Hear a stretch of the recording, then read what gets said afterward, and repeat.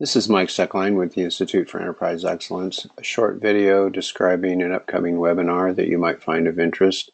The webinar will be October 25th, 1 p.m. Central Time Zone.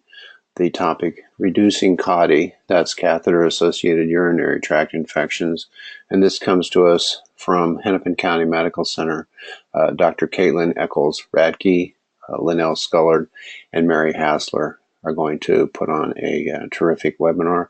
Details for going to the dial-in log-up information can be found by going to this bit.ly link at the bottom of this screen. A little bit of information about Hennepin County Medical Center. You can see it on this screen. You can also go to this URL right here. And also when you go to that page, there's a nice short video describing Hennepin County Medical Center and their mission. A little bit about catheter-associated urinary tract infections, if you're not familiar with them. Unintended consequence of hospitalization sometimes can be considerable human cost as well as cost to the organization. There are some evidence-based guidelines. Some of those are mentioned here on this clip.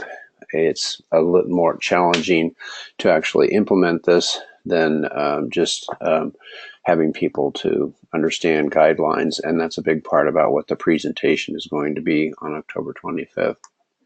Connecting this to the IEX model that we talk about, there's two parts of our model, primarily the sustainability model and the velocity model. Sustainability model, you can see here, various components of it to have a sustainable culture of continuous improvement. And the velocity model, how do you think about new principles of enterprise excellence and apply those in improving the work, aligning the work, and enabling people to do the work.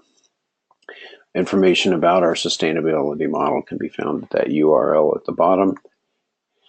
Many organizations try to improve various ways. Typically, they take what we call the program of the month paths. We also call it the comfort of the comfort zone path.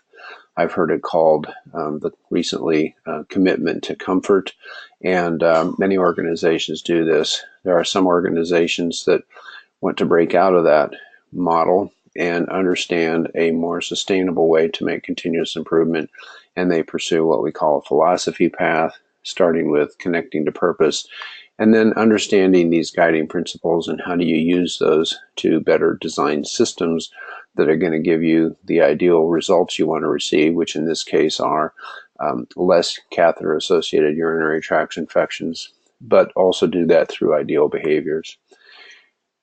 Another mention on a model that we talk about has to do with where this fits in the organization. This comes from a recent white paper, Sidebyside Management. I think you'll find some connections here to the materials that they're going to present in October. Leaders spending their time looking at the strategic problems of the future. What are the key strategic things to work on?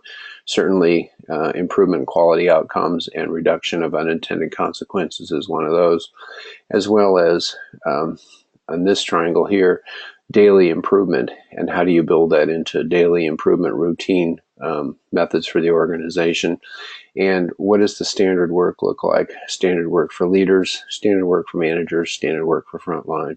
So I'm sure the group is going to be mentioning some of those topics on October 25th. So again, here's the information you need to attend the webinar. You can find it on this page. Hope you're able to join us. Thanks for your time.